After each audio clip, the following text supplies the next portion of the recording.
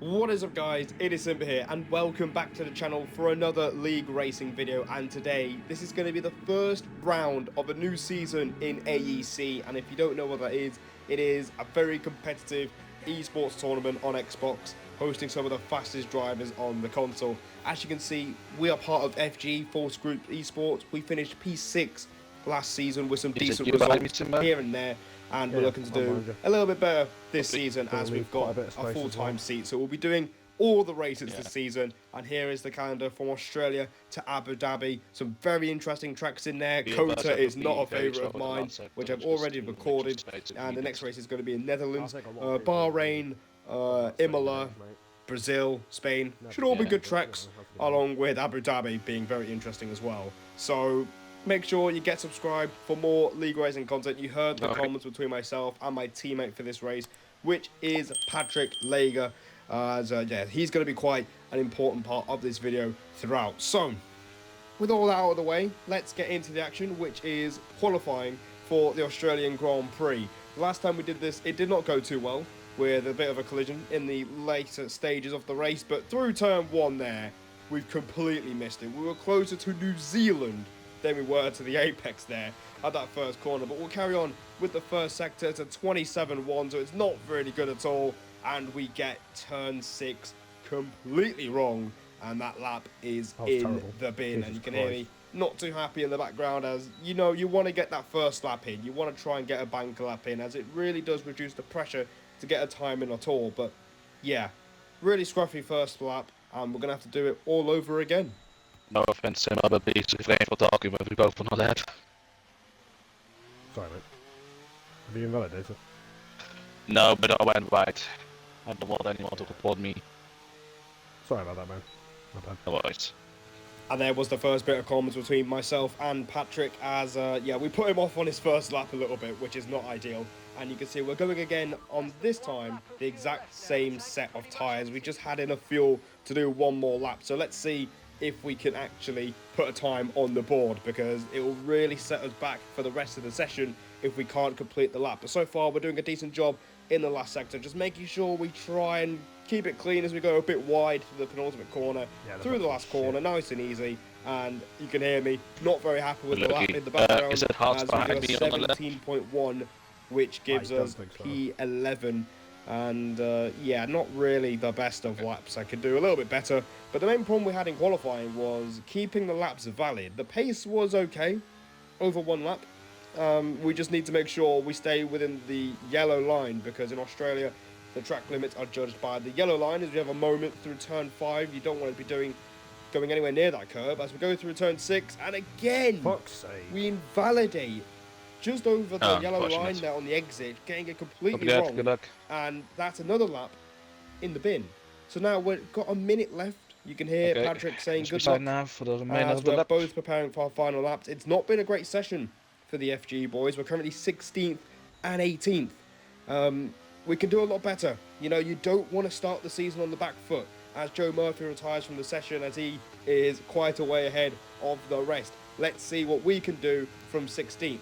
Going into the first corner, 5th gear, we actually hit the apex this time, and it's a lot cleaner on the exit, and just like that, we've gained a 10th and a half. So let's see if we can carry this advantage for the rest of the lap. Down towards turn 3, you brake at the black box, 3rd gear, missing the apex a little bit, but we set up nicely for turn 4, get the throttle down as soon as possible, making sure you're within track limits, do not use that curb at turn 5, and so far that is a much better first sector. But again, you know, it's not bad. As we go through turn 6, we keep it within the lines, but the exit wasn't as clean. We scrubbed up a bit too much minimum speed through the corner, and that's why we've basically lost half a tenth. We're still 2 tenths up, but right now it's not exactly the best of laps.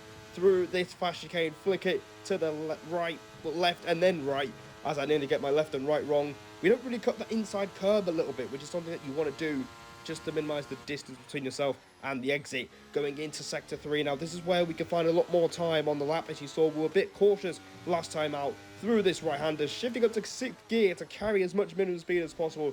We keep it a lot cleaner through the penultimate corner, and round the last corner we try and carry more momentum. We get a lot of time in the exit, nearly half a second up. Can we get into the top 10 here? And unfortunately we can't. It's a 16.5, and that puts us in P11. My engineer and team manager, Koi Kobalda, I'll just call him Koi here, he said it was a good lap, but I wasn't very happy with it because we spoke about it just shortly afterwards, and you know, we figured out that I lost a 10th essentially, and that would have been enough for P6. So, and we're P11. So if you put it that way, we didn't really quite maximise qualifying there. But P11, the top 14 score points in the race, so we're in a points-paying position already. Let's see what we can do from here. So here we go then, going straight into the race. Parc Fermé is off, so we've changed the wings and the setup, and we're going to be starting on the hard tyres, starting from P11 on the grid. The two cars in front of us are on soft tyres, so let's see what we can do off the line. You can hear me say, let's go get some points. Let's see how we do in the season opener of AEC Season 3. And the lights are out and we are on the way down under in Australia, and the getaway is as decent as it can get considering we're on hard tyres. We're going to try and challenge our former teammate TF10 Trey through the first two corners. We managed to keep it nice and clean. We're still trying to challenge the Alfa Romeo as we're going down towards turn 3. We have the inside line, we get a bit boxed in by the McLaren, but there's contact ahead as Arch spins round in turn 3. And we somehow escape through the chaos, and Sasha Andre's got a 6-second penalty already. Well, that was quite predictable. And you can hear me say that was quite predictable. I had a feeling that something was going to happen in the first 3 corners, and that's exactly what's happened. Already gained 2 positions bit of and didn't contact, shift. everyone spinning around us, and somehow we've managed to keep it clean. And up into P9 we go in this Australian Grand Prix. And Patrick, who qualified down the order, also made up 2 places. and But Trey as on you can see, softs. TF10 Nico, Trey's teammate, has passed us Trey, on the soft Nico tyres. all on He softs. didn't quite get the start he wanted, considering he's on the fastest Yes. compounded tyres. And he goes straight past us up into P9. We're down to P10. We're still in a points-paying position, but BRT Justin in the Aston Martin goes very wide, makes contact with the Alfa Romeo, and we slide our way through, and we're back up into P9. And you can hear me saying that Justin is all over the place. He goes really wide at turn 6, and now we've changed the wing, so we're going to see if we can use some straight line speed and the overtake button to try and pass him, but unfortunately nothing quite doing there. As yeah, you can hear me say my straight line speed might not be up to scratch, but that's definitely not the case, as you'll see later, as Justin is all over the place through the chicane. Where's bro going? And you can hear me say, where is bro going? He does get settled down eventually, as again Nico overtakes us. He absolutely sends it into turn 3, but we don't really fight him through turn 4, because the idea is we sit behind him and let him do his work on the softs. But we skip to lap 6 now, and you can see Nico has dropped quite a way back already. Nico 3 seconds. Is that our DRS as well?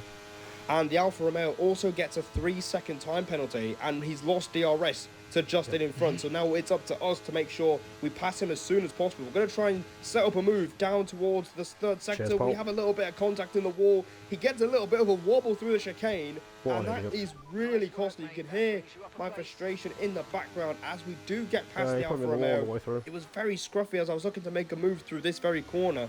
But yeah, just a bit of time lost there.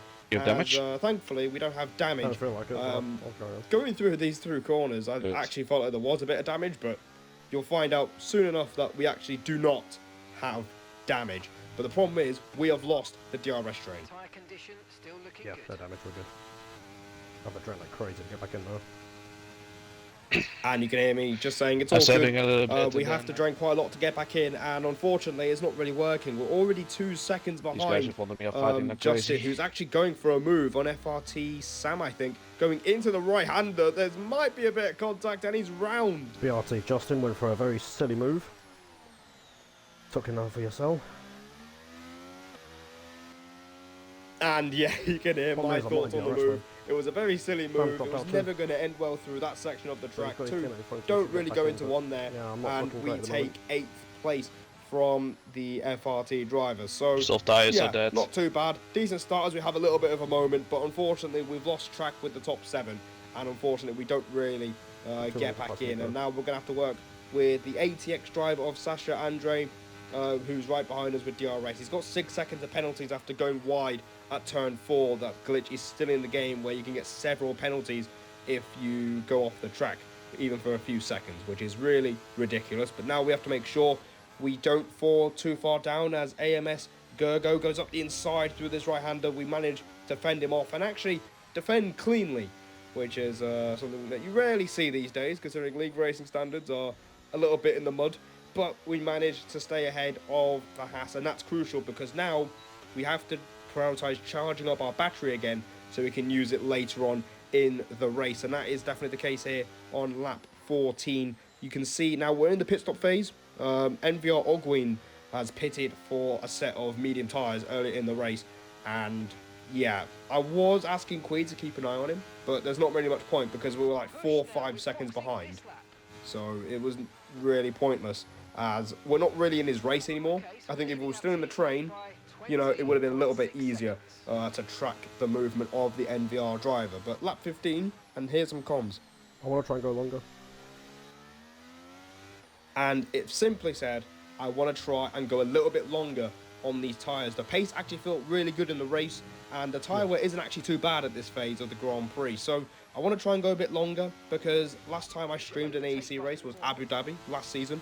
And unfortunately, we got caught out by cars doing an overcut on us, and we lost out quite badly towards the end of the race, fighting cars on fresher tyres. So that is the main motivation behind it. I don't want to get swarmed by cars on faster tyres towards the end. So we're going to try and turn it around on its head as onto the end of lap 15. Shazoo Venom and a few other leading cars have boxed for a set of medium tyres. I can tell you, NVR Magician does get a 5-second penalty for speeding in the pit lane, Ogwin's teammate. So bear that in mind as we go on to lap 16. We're actually going to pass Sasha here, and we're actually going to take the lead of an AEC race for the first time on this channel.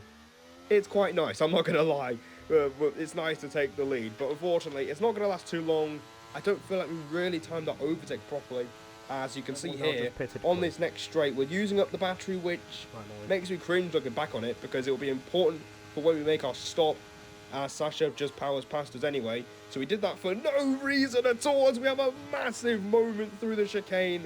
Somehow, we've kept it facing the right way, which is miraculous on its own. Thankfully, we're facing the right way, and we still have a chance to get some decent points in this race.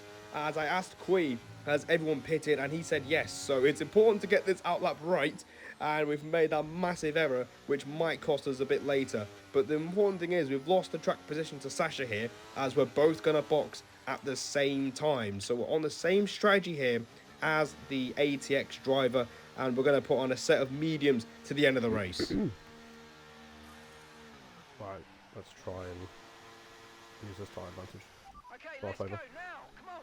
Perfect job on the turn in there, mate. And you can hear me say, let's try and use this tyre advantage to our favour, as we see several cars passing us down the main straight. You can see Patrick Lager, he tried the alternate strategy, which was a medium hard, and yeah, he's just in front of us, and we've been told by our engineer Koi to push on the outlap and try and get into the train, because the sooner we can do that, the sooner we can make some moves. And thankfully the battery we used on that long DRS straight has basically been recharged in the pit lane. So ERS management has I will been try to let pretty you go solid if it can be so safely. far in this race, as we've got 13 laps to get as high as possible. You will see that we're down in P15 and it's time to make some moves, but Sasha is not going to make this first one very easy for us. Jeez. Mate, what are you doing? You good? He's literally blocking on the fucking straight. Fucking tosser. Who invited him, man? And once again, Sasha showing his questionable racecraft. I don't know what he's doing. To this day, I don't know what he's doing. I don't know why you're trying to hamper us on the same strategy. But we've managed to pass him anyway. But it was a massive faff to get there. But now we can try and actually move forwards now. As you heard my reaction to Sasha's racecraft, as we get to make easy work of Bourbon Boy, the fellow ATEX driver. He stayed out on old hard. Yeah, bro, I Gets a already made stop. some overtakes, And mate. you can hear Patrick saying he's already made an overtake, as we're planning to swap the cars sooner rather than later. You can also hear him asking about the ERS of the car in front of us, which is AMS Kieran, and I wish I just told him that he's flashing right now. So we noticed this, and we're going to drain the ERS that we've got and saved in the pit lane, and we're going to go up the inside. There is a bump going into this corner, but we managed to take it nice and easy, and we're up into P12, so solid progress in the first few laps. Just overtake me on the DRS straight, Simba. Copy. And yeah, there you go. You can hear Patrick saying, just overtake me on the DRS straight, and we're going to swap the cars here at the end Yes. of lap 18. doing? Up to P11 we go. Patrick Good doesn't call. make it easy, doesn't make it hard for us at all. He moves out of the way very nicely. And I say thank you as we move up to P11 Thank you for that, in Patrick. this race. And now it allows us to focus on the cars ahead as, yeah, we can try and use these fresh tyres. We were one of the last cars to pit, so everyone else in front of us is on older tyres. So this is where things get a little bit more interesting, guys. We're actually going to go on the attack this time, and we're not going to be defending for life, for our dear lives. So on to lap 19. We're going to keep pushing here on this stint. We're catching up to the cars in front of us. Meanwhile, our teammate has done us a solid favour. I've hold up Sasha for you. I repeat, I've hold up Sasha for you. What a guy. Cheers, pal. What And a as you fucking can whip. hear, he is holding up Sasha for us, and that is massive. I owe him a beer if I ever race with him again. As he's try done, my he's made best, our but lives a the lot deck easier, whip so is it gives superior. us even more I try my of a best, chance though. to focus on the cars ahead, which is Octiz and Jor and Gergo right in front of us. So Behind is 2.7 Can you, seconds. can you tell me when you can what the gap is between me and Venom? on to lap 21 we go. Patrick made it a lot easier for us to catch up to these guys, and he's asking about the gap to Venom because Venom's been involved in a collision with NVR Magician, and he's holding up Gergo and Oxtez right in front That's of us. not And big. Oxtez is a name I haven't seen since my first league racing video back on F1 2021. What is the tire difference between me and Arch? F1 2021. Yeah, actually, I actually said it right. Never mind. Poor Wait, pronunciation out of the way. We're In going to use Arch the benefits? DRS and the tyre advantage to pass him down Yeah, this copy. long straight. We're past the McLaren, and it's Hang on, up hang into P9 we go in this race. As you're gonna hear me ask let me just lock to in for a lock in second. for a second, because we're gonna try and make some places, because this can make or break our race here.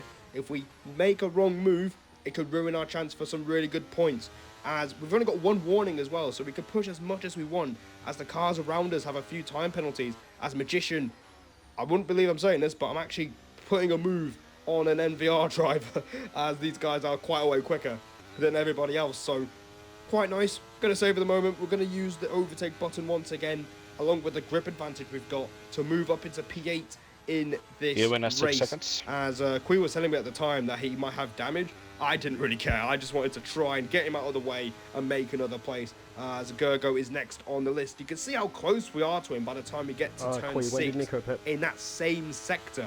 And yeah, the tyre advantage is great. This is actually a great feeling to look back on, because actually making moves We like that. We like to hear that. in this kind of grid, with how competitive it is, it's actually a brilliant feeling. It really does raise the confidence as we get past the Haas once again and move up to P7. And we get told by Kui, you can hear me say that we love to hear that, he's actually pitted Try to 4 work the laps queue and to before get us. closer. Remember, he started on soft, he pitted on lap 12, and as a result, we have a 4-lap tyre advantage, and we're just over 3 seconds behind him. So I'm really feeling confident that we can catch the Alfa Romeo by the end of the race and secure P6. But by the time we get to lap 25, we have a bit of a problem. The ERS isn't quite there anymore, and the tyres have hit the drop-off point. So we might have to do some management towards the end. That's fine. Don't worry about it. Just make sure we don't use too much. So basically what this was about was, I asked Kui about the ERS, about the cars behind me, because they're still sticking with us, and unfortunately he has absolutely no idea. The stream is paying attention to the guys in front, understandably so, as there's a battle for the race win going on. So our task now is to push as much as we can without using the ERS, without getting another 2 warnings, because we'll have a 3-second penalty. So we've got quite a task to do. The tyres are not feeling as quick as they were at the start of the stint, and on to lap 27, we've managed to charge up to around 40%, which is pretty decent. We're 2 seconds off the Alfa Romeo in P6, so right now we're in a net P6. P7 would still be a great result for us, considering we started just outside the top 10, as Gergo manages to pass us by the time we get to the chicane, as Trey retires from the race. We just need to sit behind him now. Kui told me that just sit behind him and go for it on the last lap, because we are catching the Alfa Romeo, but there's a bit of contact fucking between doing? myself and Octez. So I think I retarded. didn't really give him enough room there. I wasn't very happy, good? as you can hear with Barely. my reaction, as yeah, that contact could have been brutal, especially with this late on in the Grand Prix. We're just over a lap to go, having a chance of a top 6 being taken away like that would have been gut-wrenching. But thankfully, we are both still in the race. I was a bit annoyed about it because you can see he's got a 3-second penalty. So even if he passes us, he won't benefit from it. But Hey, now keep an eye on the all gap eyes pay between me and attention to the Arch. Haas.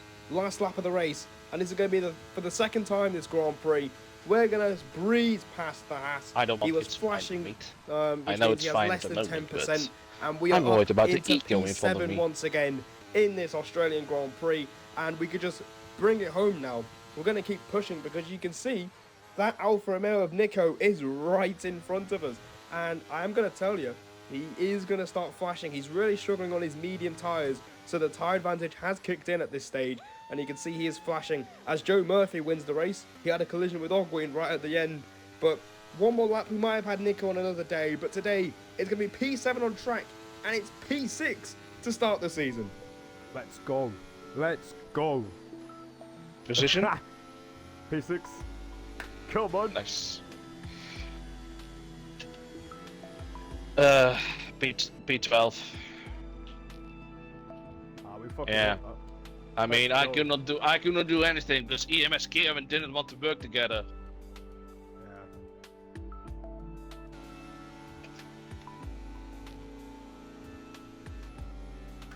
That Yeah. is my best race in this tournament. Oh, I'm so happy. Drive wheel today! Whoop whoop! What a guy! What a guy! And there you go, P11 to P6 in the first race of the AEC season. You can hear the reaction between myself and Patrick. We were both very happy because we both really maximised the race. He went from P19 to P12, which is not easy at this level, and we get our best result in the tournament. Probably my best race in this tournament. And we raced last season, you know, we had some really unlucky races where we got involved in collisions, but it's nice to have some really good pace and really show what we can do at this level, and it really does boost the confidence. You can see we're P6 in the championship, but mainly it's a team tournament, so the team's championship is important, and we're P5, and we really wanted to get a good start this season, and that's exactly what we have done. So guys, hit the like button, subscribe for more, and if you enjoy this kind of content, stick around because there'll be more to come. But until then, take care. I'll see all of you in the next one.